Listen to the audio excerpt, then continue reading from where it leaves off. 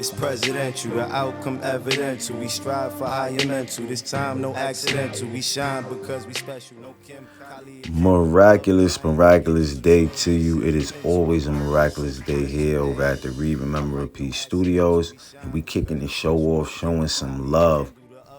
Yes, sir. A shout out to my guy Fab, right? Because he's an author. He put out a book. It's called A Legend of Hades. And it's about a kid who grew up in the streets. Or growing up in the streets is like hell to us. So it's a kid that grew up in hell. I salute him for throwing out, knowledge to the culture and giving us this good read to sit back and get in our zen with. And my guy definitely has his shop ready to go. He has his Indie War merch. So he's not just putting out books. I'm talking about black-owned business here. You know what I mean? Entrepreneurs really going out and going to go get it. Get you some Indie War drip. You know what I mean? Text him. He's a good guy, and you never know. Type Read, Remember, Repeat. You might get you a little discount. And family, it is an honor for me to promote to you guys the Think and Grow Rich movie, because I'm telling you guys, this right here will change the way you look at things. And this has changed the way millions and millions of people has been looking at things. All you got to do, go to YouTube and you type up Think and Grow Rich, full movie, and 2021 it should pop up. You should see it. It's probably like the first one there. A young Napoleon Hill took it upon himself to study and interview the most wealthiest men and give it to us in this body of work. I think about mind, body, and spiritual, like leaving something going. Hey man, shout out to I Am Mastery Academy. That's the academy that's teaching people how to learn and earn on the go, teaching people how to invest and be on the right side of money. Shout out to Doc Spills and all the educators over there that's teaching people, whether it's levels, colors, harmonics, with simply teaching people how to learn and invest. And you can just match your colors. That's what we learned from day one. So get with me. That's at Read, Remember, Repeat, or at Big MUGGA. Those are my Instagrams. And let's get this money, family. Read, remember, repeat.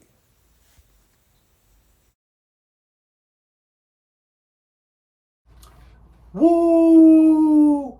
Y'all know what's going on. We are back. What a Tuesday to the livest reading show in the nation. Read, remember, repeat. And it's your host with the most, Michael Boy, aka Mugga Boy. Y'all know me. If not, y'all gotta get in tune, man. You know what I mean? 50 Cent, Hustle Harder, Hustle Smarter. Let's jump right into the book. It's been getting saucy lately, man. I know y'all been here. You know what I mean? He talking about it with his son. It's been getting spicy, man. Tune in. Let's go. I have to believe his mother was behind his disappointment. He thought he could have every sneaker ever made, even though he hadn't actually earned any of them. He's not regular, she would tell me when I would ask why he needed another new pair. He's your son. She had already established the pattern that you didn't have to work for something to get it. Marquise was just following her lead. I didn't want that sense of entitlement to become a core part of who he was. I was determined to help him learn that he would actually be much happier when he worked for the things that he wanted, that their value would increase exponentially. One day I was driving through Harlem when I noticed that a sneaker store was going out of business on 125th Street. My mind immediately flashed to my son. Marquise loves sneakers. So I pulled over to see if I could grab him a couple of pairs on the cheap. Being naturally inquisitive, I asked the owner why he was going out of business if sneakers were so hot. He explained that he picked the wrong location and never got enough foot traffic to make it work. My mind started clicking. Say, how much do you pay for a pair of Air Force Ones? I asked. About 40 bucks, he told me. And how much you sell them for? About 80 bucks. That seemed like a pretty solid profit margin to me. What you gonna do with all these Air Forces now? I asked him. I don't know, he said.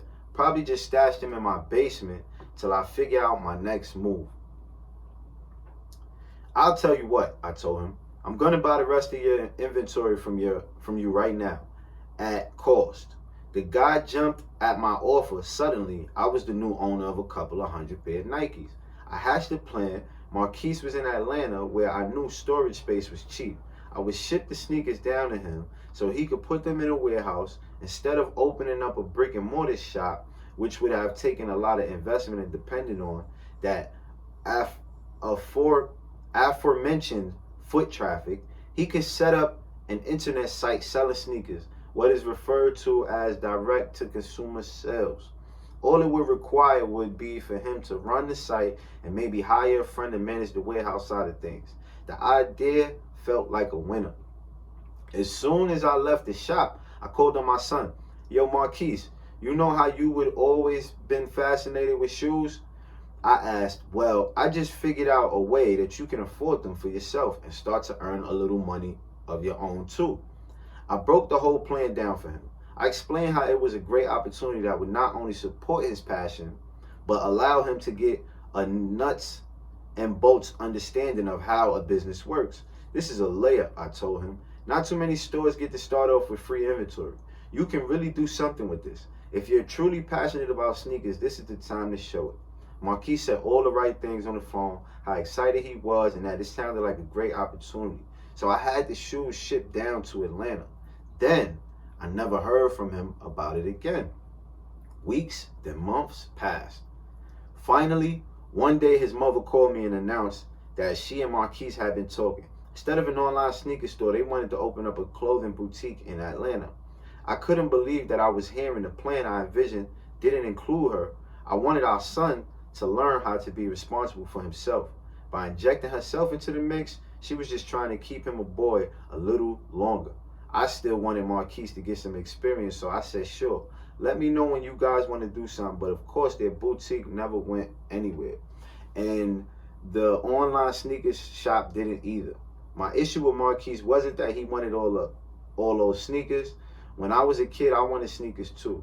The difference is that I was willing, no matter what, to make that determined, to do the work necessary to obtain them. I wouldn't for a second want Marquise to ever have to resort to the type of work I put in to get my kicks. At the time, I perceived selling drugs as the only viable option in my environment, so I pursued it. Marquise has so many options in front of him than I ever had. I just needed to see him pick one and put in the work. There's nothing wrong with wanting things. The sense of want can be a tremendous motivational tool. Feeling like you need more than what you have is what keeps us from getting complacent. Family, y'all know what time it is, right? It's that time of the day where we drop some read, remember, repeat sauce.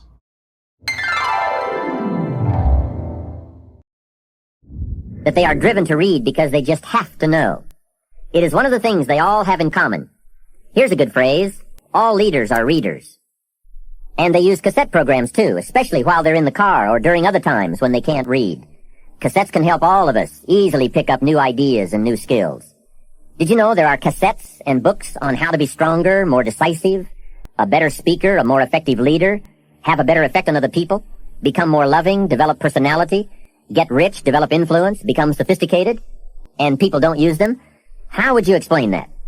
Did you know that hundreds of successful people have written their stories in books and told how they did it on cassettes like this, and people don't want to listen? How would you explain that? The guy's busy, I guess. He says, well, yeah, if you worked where I work, by the time you struggle home, it's late. You've got to have a bite to eat, watch a little TV, and get to bed. You can't stay up half the night and read. And this is the guy that's behind on his bills. He's a good worker, hard worker, sincere.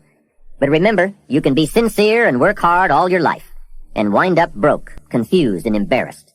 You've got to be better than a good worker. You've got to be a good reader, a good listener. At least he could hear a good cassette on the way home, right? Now, you don't have to read or listen to educational cassettes half the night. Although if you're broke, it's a good place to start. But here is all I ask, just 30 minutes a day. That's all. Stretch it to an hour if you can, but at least 30 minutes. Half rich isn't bad. 30 minutes. Hear or read something challenging, something instructional, at least 30 minutes a day. And here's the next key. Every day. Don't miss. Miss a meal, but not your 30 minutes.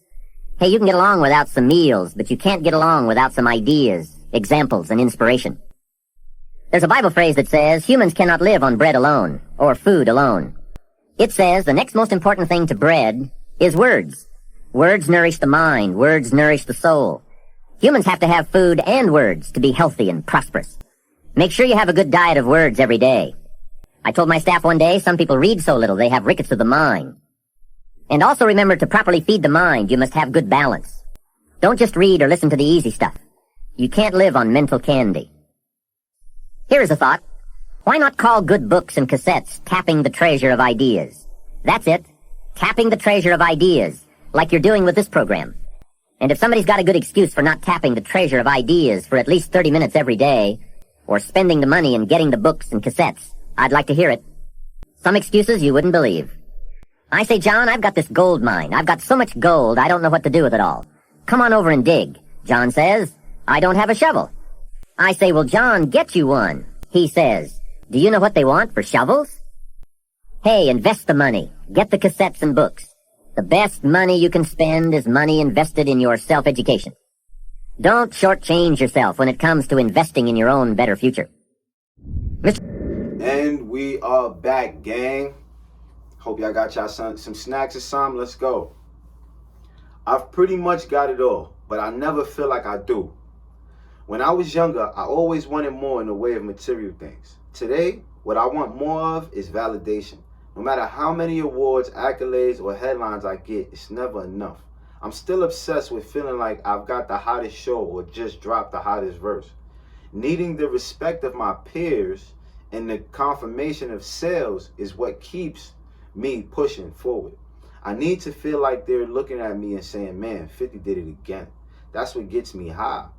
What sets me apart is that I never expect anyone else to bring me those accolades. I go out each and every day obsessed with putting in the work that will earn me whatever sort of validation I'm looking for. When it comes to Marquis' approach to dealing with wanting something, the apple fell from the tree and kept rolling and rolling. Sure, Marquis never follow up on the sneakers. Might seem like a small thing. The type of irresponsibility and lack of initiative teenagers and young adults display all the time, but it was a huge disappointment to me. Forget about being able to afford his personal sneaker collection. That online store could have ended up making us both a killer. We had that conversation years ago. Since then, online sneaker sites have been incredibly lucrative.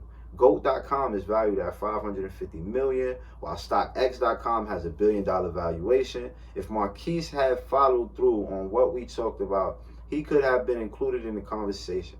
He could be independently rich. Shit, he might be in a position to tell me, go fuck myself and my money. If that's what he wanted to do, I'm sure when Marquis reads about GOAT or StockX, deep down, he probably realizes I was right. Maybe he says, why did I not listen to my father and start that fucking online shop? Or maybe he can't bring himself to say that. I don't think he's accepted that. No matter all our ups and downs, I still have his best interests at heart. There's nothing that would make me feel better than to see him blossom. No Grammy, no Emmy, no picture on no cover of Forbes would mean more to me than seeing my son turn into the person I believe he can be. In the lion's den. Another relative who doesn't fuck with me because of entitlement issues is my cousin Michael Jr., a rapper who goes by the name 25. Michael's problem is that he's always looked for me to make his career happen. Instead of making it happen for himself, he feels like I haven't supported his dream enough, and we barely speak anymore because of that. Michael has resented me since he was in high school in Queens. One day he told me some kids were messing with him. "Oh, word?" I replied. "Yeah, you know." He said, and then moved on. He didn't speak on the issue again, so I let it go. A few months later, someone told me Michael was running around with a rag in his pocket. He joined the Bloods gang. I told his mother, my aunt Geraldine, and the two of us had a conversation with him in which we've tried to steer him away from the affiliation. Instead of taking our warnings to heart, Michael lashed out at me. "Remember when I told you I had a problem at school?" He asked me angrily.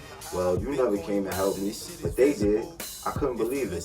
"Michael, it wasn't my job to come to your school to handle your beef," I told him. "If anything, having me show up would have put an even bigger target on your back. You could have handled that for yourself. If you think being a Blood is going to make things better, you got another thing coming. Let's see how that works out for you." Michael wouldn't listen to us. He even got mad at his mother, claiming she loved me better than him. His rationale was that she become attached to me when she used to babysit me as a child and never developed the same affection for him. It was ridiculous. Here she was begging him to change his ways, and he was telling her she didn't care about him. Another example of how the crazy ideas you get in your mind as a kid can really stab you as an adult if you don't change how you think. Michael began to embrace the persona of a gang member. He would really pour it on his music. When I rap, I would talk about street situations, but only ones I'd experienced or observed firsthand. Michael was just making stuff up. It was a dangerous game to play. I didn't like the direction he was headed in, so I didn't help him the way he had anticipated. Instead of accepting that rapping might not be for him, he kept looking for a record deal. That search led him to the offices of Jimmy Henchman. Jimmy's in jail now, locked up for life on 2 murder charges. But at the same time, he was a fierce enemy. Family, that was the time. Read, remember, repeat. Tune in tomorrow. Comment, like, share. Hit us up if you want to get on the interviews, man. And you already know me. I'm loving this instrumental, ayy. I write my life down with a pencil, ayy. Never paid attention, but I should've. The best time of the year is here. Christmas is here. Go get you a grateful book. I just put out a book, family. I'm an author. Followed with a journal for 365 days of your writing experience. Hope you guys have a grateful experience. I think about now and when I finish too. I think about mind, body, and spiritual. Like leaving something gone, you still feel it too. And writing these bars, know what I finna do. Put it on the wall and laugh about how we did it too. I'm praying all the good for you.